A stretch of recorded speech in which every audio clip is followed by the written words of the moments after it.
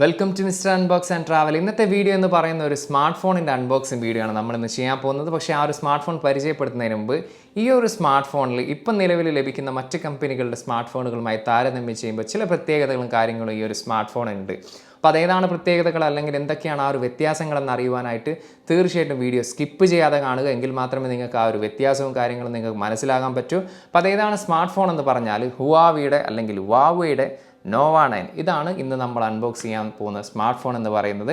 അപ്പോൾ അതിനു മുമ്പ് നിങ്ങൾ എൻ്റെ ചാനൽ ആദ്യമായിട്ടാണ് കാണുന്നത്, അതുപോലെ തന്നെ ടെക് സംബന്ധമായിട്ടുള്ള വീഡിയോസും കാര്യങ്ങളൊക്കെ ഇഷ്ടപ്പെടുന്ന ആളുകളാണെങ്കിൽ തീർച്ചയായിട്ടും വീഡിയോസും അതുപോലെ തന്നെ ചാനലിലെ മറ്റ് കണ്ടൻറ്റുകളൊക്കെ ഇഷ്ടപ്പെട്ടാൽ തീർച്ചയായിട്ടും ചാനലിന് സബ്സ്ക്രൈബ് ചെയ്ത് കൂടെ ആ ബെല്ലൈക്കൻ കൂടി അമർത്തി വെക്കുക. അപ്പോൾ നമുക്ക് നേരെ വീഡിയോയിലേക്ക് കടക്കാം.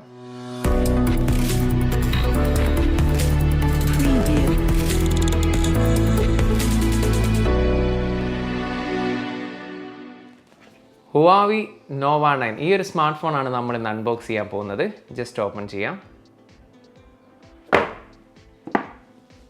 നമ്മുടെ ബോക്സിനകത്ത് വരുന്നത് ഇത്രയും കാര്യങ്ങളാണ്. ഒരു ട്രാൻസ്പെറൻറ്റ് TPU കേസ് ഉൾപ്പെടുത്തിയിട്ടുണ്ട്.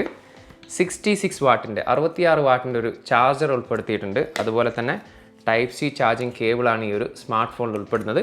പിന്നീടുള്ളത് നമ്മുടെ സ്മാർട്ട് ഫോണാണ്. ഞാൻ ഇതിൻ്റെ കേസ് ഒന്ന് ജസ്റ്റ് നൂരാം. അപ്പോൾ ഇതാണ് നമ്മുടെ സ്മാർട്ട് ഫോണ്. ജസ്റ്റ് നമുക്ക് ഈ ഒരു സ്മാർട്ട് ഫോൺ ഓൺ ചെയ്യാം. അതോടൊപ്പം തന്നെ നമുക്ക് ഈ ഒരു ഡിസൈനും കാര്യങ്ങളൊന്ന് പരിശോധിച്ച് നോക്കാം.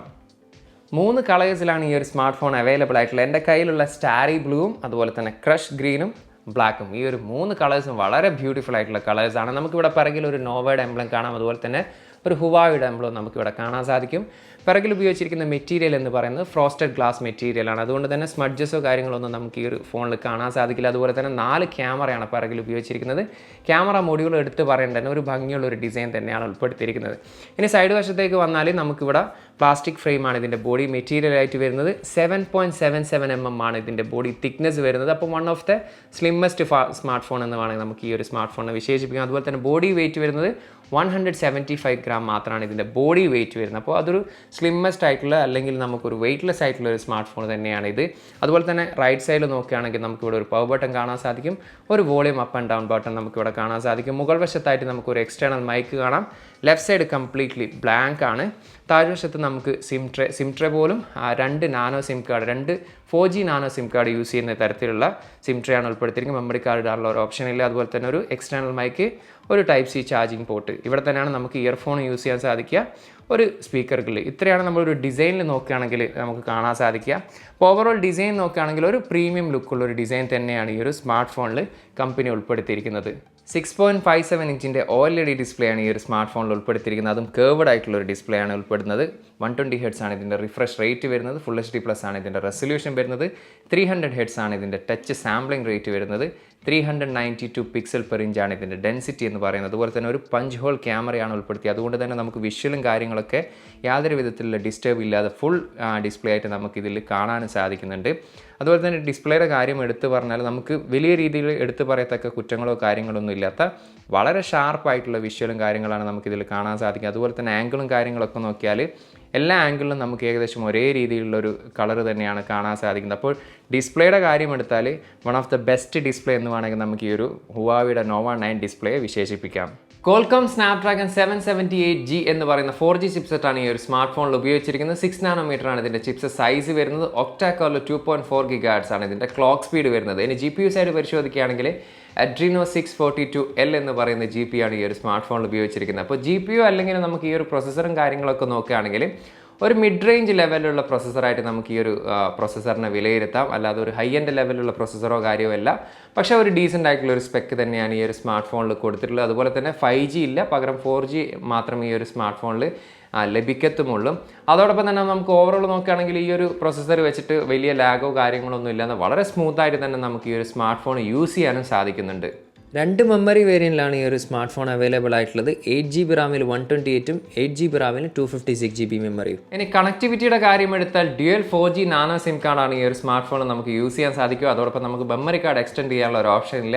അതോടൊപ്പം തന്നെ വൈഫൈയുടെ 6 ആണ് ഈ ഒരു സ്മാർട്ട് ഫോണിൽ ഉൾപ്പെടുത്തിയിരിക്കുന്നത്. ബ്ലൂടൂത്തിൻ്റെ 5.2 വേർഷനാണ് ഇതിൽ ഉൾപ്പെടുന്നത്. അതുപോലെ തന്നെ NFC കൂടി ഈ ഒരു സ്മാർട്ട് ഫോണിൽ അവൈലബിൾ ആണ്. ഈ ഒരു വീഡിയോയുടെ ഇൻട്രോയിൽ ഞാൻ പറഞ്ഞിരുന്നു, ഈ ഒരു സ്മാർട്ട് ഫോൺ ഇപ്പോൾ നിലവിലുള്ള മറ്റ് കമ്പനികളുടെ സ്മാർട്ട് ഫോണുമായിട്ട് താരതമ്യം ചെയ്യുമ്പോൾ ചില വ്യത്യാസങ്ങൾ ഈ ഒരു സ്മാർട്ട് ഫോണിലുണ്ട് എന്നുള്ള കാര്യം. അപ്പോൾ നമുക്ക് ഏവർക്കും അറിയുന്ന ഒരു കാര്യമാണ്, ഇപ്പോൾ കുറച്ച് കാലമായിട്ട് നമുക്കറിയാം Huawei ഫോൺസിൽ GMS അഥവാ ഗൂഗിൾ മൊബൈൽ സർവീസ് ലഭ്യമല്ല, അല്ലെങ്കിൽ ഗൂഗിൾ പ്ലേ സ്റ്റോർ പോലുള്ള കാര്യങ്ങൾ ലഭ്യമല്ല എന്നുള്ള കാര്യങ്ങൾ. പക്ഷേ ഈ ഒരു സ്മാർട്ട് ഫോണിൻ്റെ പ്രത്യേകത അതല്ല. ഇപ്പോൾ കുറേ കാലമായിട്ട് Huaweiയിൽ ഈ ഒരു GMS അവൈലബിൾ അല്ല എന്നുള്ളതല്ല ഈ ഒരു ഫോണിൻ്റെ പ്രത്യേകത. പകരം ഇത്രയും കാലം Huawei ഇറക്കിയിരുന്ന ഫോൺ എന്ന് പറയുന്നത് ആൻഡ്രോയിഡ് അധിഷ്ഠിതമായിട്ടുള്ള ഫോണായിരുന്നു. കാരണം ആൻഡ്രോയിഡിൻ്റെ ഒരു ബേസ് അവിടെ ഉണ്ടായിരുന്നു. ആൻഡ്രോയിഡ് 10 അല്ലെങ്കിൽ 11 എന്നുള്ള രീതിയിലുള്ള ഒരു ബേസും പിന്നെ അവരുടെ EMU ആയിരുന്നു കൊടുത്തിരുന്നത്. പക്ഷേ ഇപ്പോൾ ഇറങ്ങുന്ന Huawei ഫോൺസിൻ്റെ പ്രത്യേകത എന്ന് പറയുന്നത് ചൈനയിൽ ഇപ്പോൾ ഈ ഒരു Nova 9 ഉൾപ്പെടെ ചൈനയിൽ ഇറക്കുന്നത് Harmony OS 2 വേർഷനിലാണ് ചൈനയിൽ ഈ ഒരു Nova 9 ഇറങ്ങുന്നത്. പക്ഷേ ഗ്ലോബൽ വേർഷനിൽ ഇറങ്ങുന്നത് ആൻഡ്രോയിഡ് വേർഷനോ അല്ലെങ്കിൽ ഹാർമണി OS എന്നുള്ള രീതിയിലല്ല, പകരം വെറും ഇവരുടെ EMUI വേർഷൻ 12.0.1 എന്നുള്ള രീതിയിലാണ് ഈ ഒരു സ്മാർട്ട് ഫോൺ ഇപ്പോൾ അവർ ഇറക്കുന്നത്. അതായത് നമുക്ക് ഒറ്റ നോട്ടത്തിൽ ഒരു ആൻഡ്രോയിഡ് സ്മാർട്ട് ഫോൺ എന്നുള്ള രീതിയിൽ തോന്നുമെങ്കിലും ഇത് തീർച്ചയായിട്ടും ഇതൊരു ആൻഡ്രോയിഡ് ഫോണുമല്ല, അതുപോലെ തന്നെ ഹാർമണി OSൽ പ്രവർത്തിക്കുന്ന ഫോണുമല്ല. പകരം ഇവരുടെ EMUI വേർഷൻ ആയിട്ടുള്ള 12.0.1 എന്നുള്ള ലെവലിലാണ് ഇപ്പോൾ ഈ ഒരു സ്മാർട്ട് ഫോൺ അവൈലബിൾ ആയിട്ടുള്ളത്. സിംഗിൾ സ്പീക്കറാണ് ഈ ഒരു സ്മാർട്ട് ഫോണിൽ ഉൾപ്പെടുത്തിയിരിക്കുന്നത്. അപ്പോൾ എത്രത്തോളം സൗണ്ട് ഉണ്ട് എന്ന് ജസ്റ്റ് നമുക്കൊന്ന് ചെക്ക് ചെയ്ത് നോക്കാം.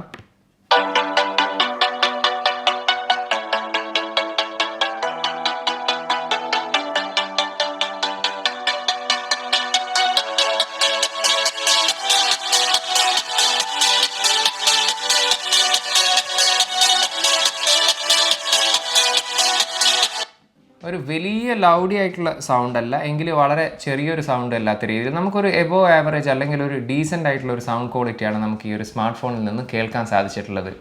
ഇൻ ഡിസ്പ്ലേ ഫിംഗർ പ്രിൻറ്റ് സ്കാനറാണ് ഈ ഒരു സ്മാർട്ട് ഫോണിൽ ഉൾപ്പെടുത്തിയിരിക്കുന്നത്. അപ്പോൾ എത്രത്തോളം ഫാസ്റ്റായിട്ട് ഫിംഗർ പ്രിൻറ്റും അതുപോലെ ഫേസ് ലോക്കും ഇതിൽ വർക്ക് ചെയ്യുന്നത് നോക്കാം. ആദ്യം തന്നെ ഫിംഗർ പ്രിൻറ്റ് നോക്കാം.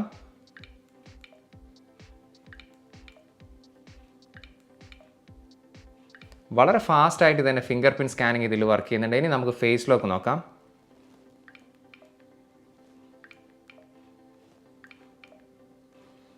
ഫേസ് ലോക്കും ഫിംഗർ പ്രിൻറ്റ് സ്കാനിങ്ങും വളരെ ഫാസ്റ്റായിട്ട് തന്നെ ഈ ഒരു സ്മാർട്ട് ഫോണിൽ വർക്ക് ചെയ്യുന്നുണ്ട്.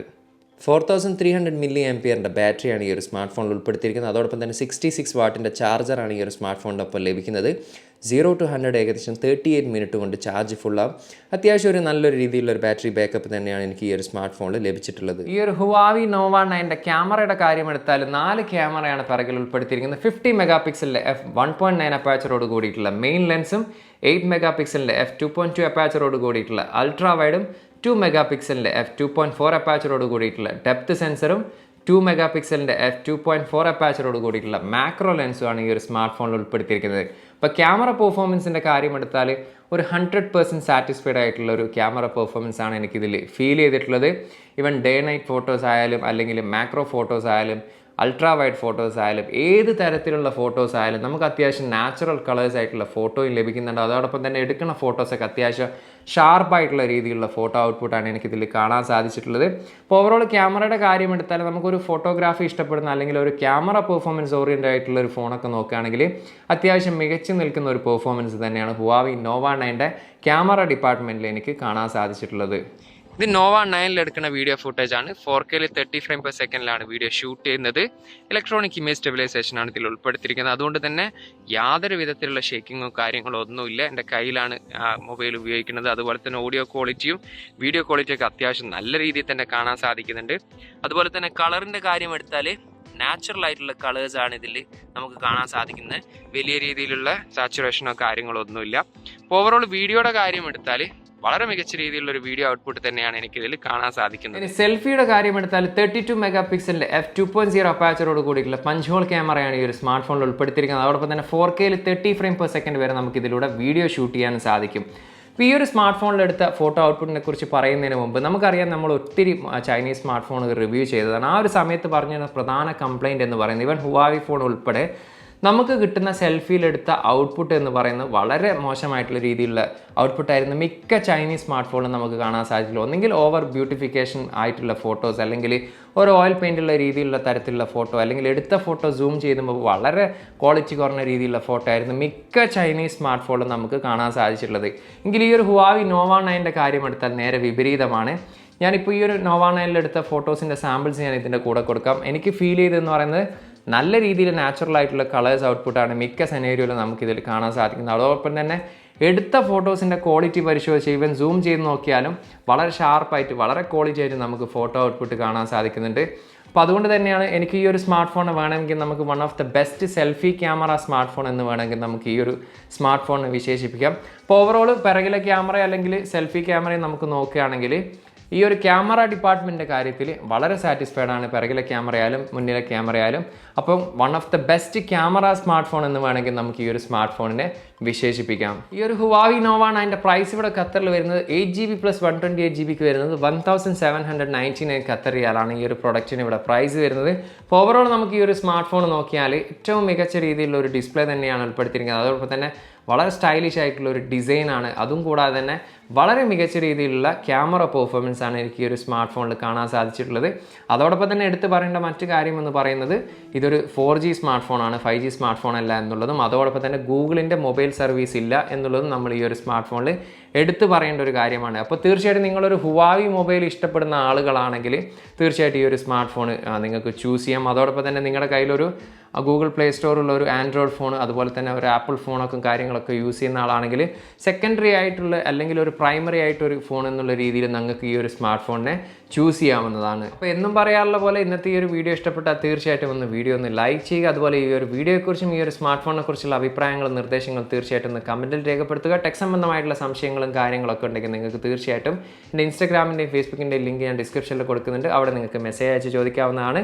ചാനൽ സബ്സ്ക്രൈബ് ചെയ്യാത്തവരാണെങ്കിൽ ദയവ് ചെയ്ത് ചാനൽ സബ്സ്ക്രൈബ് ചെയ്ത് ആ കൂടെ ബെല്ലൈക്കൺ കൂടി അമർത്തുക. അപ്പോൾ മറ്റൊരു പുതിയൊരു വീഡിയോയുമായി കാണാമെന്ന പ്രതീക്ഷയോടെ തൽക്കാലം ഞാൻ ഇവിടെ പറയുന്നു. സെയ്ദ് ഇർഷാദ്.